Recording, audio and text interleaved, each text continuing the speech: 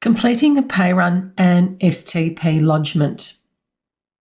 When you complete a pay run in QuickBooks Payroll, it fulfills several steps. The system will calculate all the required pay and leave balances for you automatically. It will post the required values to the general ledger account and it prepares the pay slips for you. From there, you're ready to lodge the pay run and prepare the ABA file if you are using one. In this section, we'll complete a pay run from start to finish. Carol needs to process James' pay for the period ending 10th of July. James has also worked only 30.4 hours this week, as the other 7.6 hours was personal leave as he was unwell. Carol is aware that James has not enough accrued leave for this particular time off, so she will contact Damien to confirm how this leave is to be treated. Damien confirms that he actually sent James home as he wasn't well and instructs Carol to pay the leave, even though there is none accrued. Also, Damien is paid monthly, as we'd set up the director's wages monthly, and he will not be paid in this pay run, of course. So let's see how this is done. So from the top right corner, we click New Pay Run. Then, as we know, we've got the 3 schedules that we set up. So we want the weekly schedule. Now, this is where, for the very first time, as it says, you need to specify the date for this period ending, as this will set consequential pay runs with the date. So the date that we're after is the 10th of July. So we'll just choose the 10th of July, 2022. If we want to check that, there it is there. Now, what date are you going to pay James? We are going to pay him on the 11th. So let's take a look at that. So the 11th is a Monday. Let's click Create. And as we set up James for 38 hours at $27.50, if we just open up the card for James, you can see that this is exactly what QuickBooks has done. It automatically accrues the leave for James. And as we said, the leave that he wants is 7.6 because he was sick during the week. Have a look at the annual leave that he has. It's only 1.46. So what we need to do is we need to add in the sick leave, the personal leave. So from the Actions button, this is where you add any particular change that you need to do in the actual pay run. If, however, he did work the 38 hours at $27.50, guess what? Your job is done. You can finalize the pay run and you've completed the pay run for that week. That's how quick and easy it is, as long as you've got it set up correctly. But in this particular case, we know that we have to add in take leave. So we're going to take leave, and the leave that we're going to take, as it populates with a brand new field, we're going to take personal carer's leave. It actually says that, hey, he's only got 1.46 leave left. That's why Carol rang Damien. Damien's fine if he goes into the red for his accrual. So we add in 7.6 hours that he's taken and we click Save. And what actually happens is it will come up and give us 2 new fields. It actually deducts 7.6 hours of his leave entitlements and adds back in the 7.6 as it zeroes it out. And you can see that we're still only going to pay him for 38 hours. So 38 is $1,045 gross, less PAYG of $177. It will work out the superannuation for you at the 10.5, and this is the net earnings that you will be paying James. Now, let's just take a look at the pay run before we complete this. The pay run actions, if you do need to add in any new employees or any employees that is not populated on the weekly, this is quite handy if you need to do that ad hoc pay run that I mentioned, import timesheets, etc.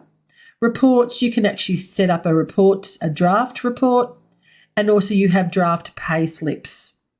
The other thing to note is there is a little pencil here if you want to edit the employee details. Just to let you know, I always edit outside of a pay run, because in that way I know it's all done and completed before I'm actually in a pay run.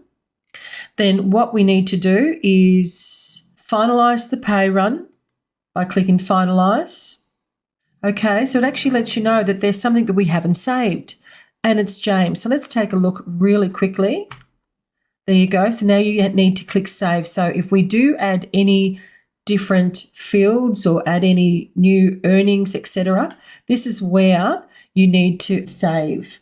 Now, just really quickly, I just want to show you this. If I click on add earnings, and let's just say he did overtime by 50, it automatically changes it for you. If he does overtime double time, and there you have it. That's how quick and easy it is, as we saw in the previous session when we looked at the permanent ordinary hours.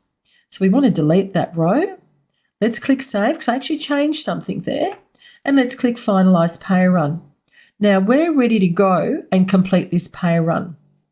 It's just letting you know that please note that the pay runs are not paid automatically. It's still your responsibility to actually make that manual payment out of the bank for the client.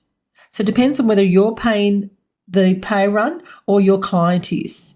If you are using an ABA file, it's just reminding you to use that ABA file. So I understand this and I don't want to see this message again. So I click understand. Now the date that it will be paid, if you do need to change it, you can actually change it before you complete that pay run. Create the pay event manually at a later date. No, we actually want to do it now.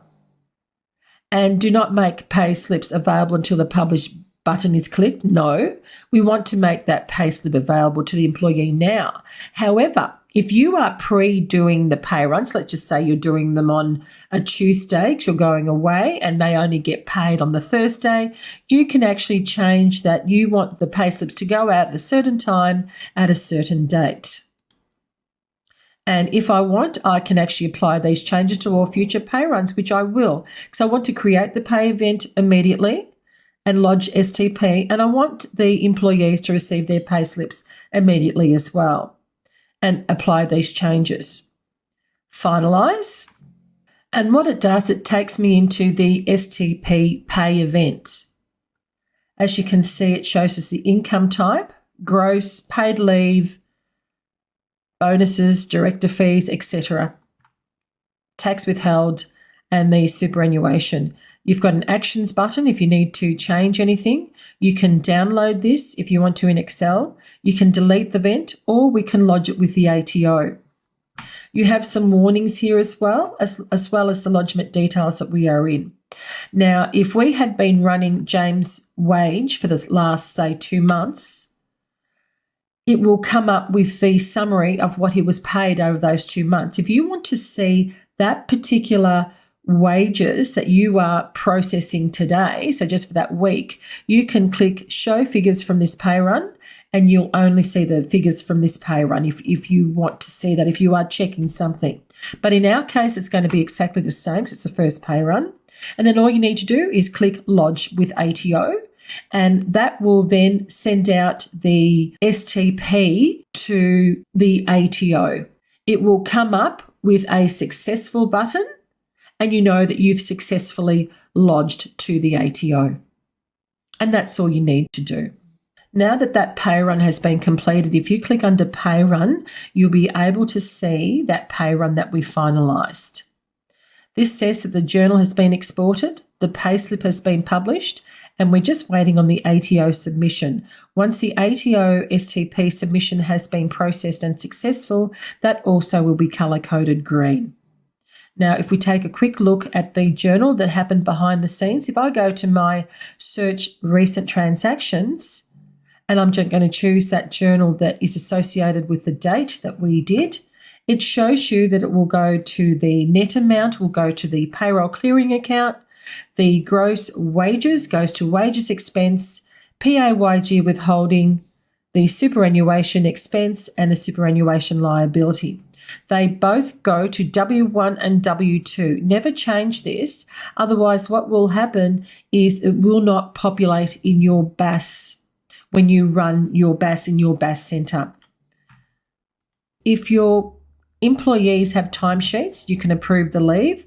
The reports are all sitting here for us, and that was the payroll settings that we've actually gone through as well. Over here, we have manage employees. So if you are creating timesheets or your employees are creating timesheets, this is where you can import them in, approve leave, create requests, etc. for rostering. And over here is where you can add in the employee manually as we did. If you have a number of bulk employees you want to bring in, you can import them in as well and also export. And you can start the employee self setup. Now that Carol has finalised that weekly payroll for Zippy Electrical and Data Services and submitted the STP report to the ATO, the final step is uploading the ABA file into Zippy Electrical and Data Services online banking account for that payroll to be dispersed. As Carol does not have access to Zippy's bank account, she emails the ABA file to Damien so she can upload and approve that payment. And where Carol will find the ABA file is under Payruns. Choose a payrun. And you can see we have a button called Payment File. Just select on the down arrow and you can download the ABA file.